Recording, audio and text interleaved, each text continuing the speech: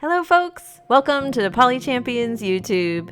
This is a 1v1 replay review from the daily Ai-Mo Polysseum tournament. You'll see how to take advantage of parallel resources, how to find the optimal placement for your Altar of Peace monument, and how to use a mind bender to win. Okay, let's watch the replay. Hello, I'm Espark, leader of the Arctic Wolves and Junior on the Huskies, and it's just me today because I want to show you my game that I won that got me first place in the daily Ai-Mo tournament. To join one of these tournaments, go to Challenger mode. I have a link in the description. Okay, now let's get to the game. The host in the east is Big Boy, and I am brown. I'm in the south. Now, I find this interesting. He, instead of moving towards the middle of the map, he sent his first warrior east. I think he's going for the lighthouse. I would not have done that. I think it's better to explore. You can always get the lighthouse later, which is what I move towards the middle of the map. He gets the lighthouse. I continue to go to the middle of the map. I find a village, and then I decide to send my other warrior the other direction to look for another village. This is where we meet. So I thought I could get this village, but he got to it first. Because I have 3 animals around my capital and 3 animals in this new village, I decide to get hunting. That allows me to upgrade my capital, get a workshop, and I'll be able to get a workshop later or an explorer in the other city. Big Boy, so this is interesting. He gets org and hunting, and that allows him to upgrade his capital and get 5 stars back. And then he captures his new village and upgrades, and he gets an explorer. This explorer is really key. Not only does it doesn't get the lighthouse, but it gives him vision on my capital, which will be very important. You'll see later in the game. But he does not take full advantage of the vision that he had. All right, let's keep going. I upgrade my second city and I get a workshop. I decide not to get an explorer because I know where he is. I can see his border, and an explorer wouldn't help me get too much additional information. So I feel it's better to get a workshop. He explores, he finds another village. Now it is turn 5, and I'm about to get the Altar of Peace. For Ai-Mo, this is a really critical moment, so I do the math, and I figure out where is the best place for me to get the giant. In my capital, right, count it up, 1, 2, 3, 4, 5, 6. I have 6 resources if I get hunting and org. In addition to the Altar of Peace monument, that'll give me 3 population. That is enough to get a giant. So I place the monument, get the 5 stars back, but then I decide that I'm pretty close to the lighthouse. Instead of spending on a tech to get org, I can send my warrior south, eventually find that lighthouse, and then I'll be able to get a giant in my capital with just hunting and forestry. I decide to attack because I already have a warrior going into the west to look for resources and villages. And what else am I going to do with this warrior? Might as well go a little aggressive. And I already have the Altar of Peace, so we can fight now. And I know that my best chance to, again, put more pressure on him is with archery. So I have just enough.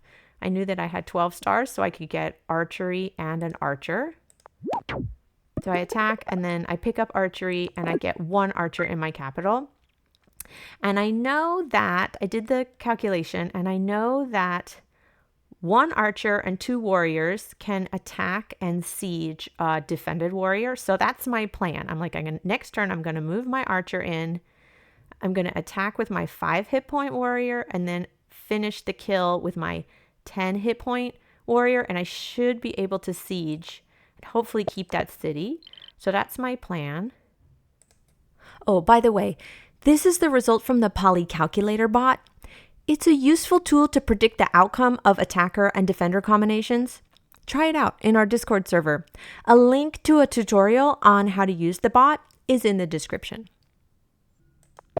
So it's his turn. He had gotten forestry before, so he places his altar of peace monument, right, in his capital, and he gets a giant.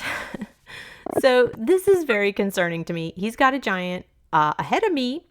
I only have one archer, and then he does something really interesting. He can see, right? He has vision on my capital from that explorer. He also can see I have an archer and 2 warriors. So instead of getting 5 stars back, he gets a wall. So my plan with the archer and the 2 warriors is not going to work. I am not going to be able to siege that city anymore. So that was a really smart move by my opponent. I decide to get some more archers because I figure I just need more units and keep trying to find villages. He also gets archery and starts to send his giant towards me. So this is turn 7. This is the first time in the game that I see that giant coming at me. But I have 3 archers and 2 warriors. So I do the calculation. I know that I have enough to attack and siege that walled city. I don't think I'll be able to keep it. I'm pretty sure that he'll be able to unsiege, but I have all these units, so I might as well. I don't know quite how I'm going to pull it off. Again, this was a live game. I only had, less than a minute to kind of think about what I'm going to do, but I thought, yeah, I'm going to go for philosophy and I'm going to get a mind bender and maybe somehow I can use it. I decide to siege the walled city again. Again, I have these 3 archers. I have another warrior. I know he's going to be able to unsiege with the giant. He could kill that 9 hit point giant very easy, but I have the units and I can steal more income from him. And then I get a workshop in my new city. So he unsieges with 2 archers. I didn't expect that. I thought he was going to kill with his giant, but it makes sense. He kills with the archers so he can train a new unit in that city if he needs to, but then he didn't get one, so I don't know. So at this point, I'm doing the math and I realize I can do a mind bender push. I have enough population in my capital to make a giant with forestry. I need 7 stars for forestry. And then I also need 14 stars to upgrade my capital. So the 1, 2, 3, 4 forests and the animal will be enough with population growth to get me a giant. So I get forestry because I know I'm going to need it to get my giant. I also realize I have enough that I can upgrade my middle city if I chop. And I do the calculation at this point. And I know I have 17 stars to work with next turn. I need 14 to get the giant. So I have 3 stars to spare. I can get 1 more archer. And still I can afford the giant next turn in my capital. I leave this archer on the forest tile here as bait. I'm hoping that his giant will attack that archer. If he does, then I can push my mind bender and convert, and that's what he does. I was so satisfied. I was like, yes, I got it. He is done. And so I move my archer out of the way. I get the population. I select population growth. I get a giant. I push the mind bender and boop, convert. So satisfying. But this was his mistake. Let's go back. So this is the beginning of his turn 10.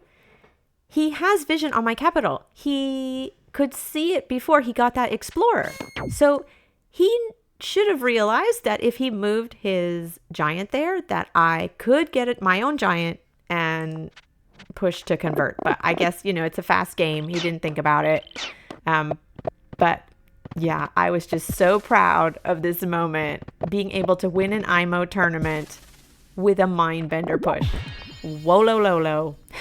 So fun. And he resigned.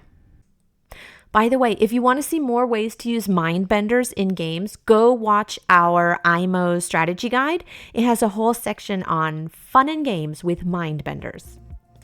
Thanks for watching. Please like and subscribe. It helps us a lot. For more Ai-Mo games with expert commentary, click the links in the description. Join our Discord. Get on a team. The link to the Discord server is also in the description. Take care. See you on the next one.